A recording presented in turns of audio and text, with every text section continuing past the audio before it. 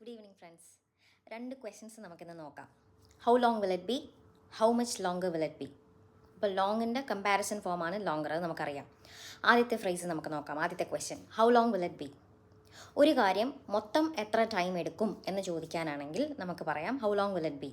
ആ യാത്ര എത്ര നേരം ഉണ്ടാവും എന്ന് ചോദിക്കണമെങ്കിൽ നമുക്ക് പറയാം how long will the journey B എന്ന് ചോദിക്കാം. അല്ലെങ്കിൽ ആ ഒരു സിനിമ കാണാനിരിക്കുന്നു, ആ സിനിമ എത്ര നേരം ഉണ്ട് മൊത്തം എന്ന് ചോദിക്കാനാണെങ്കിൽ how long will the movie B.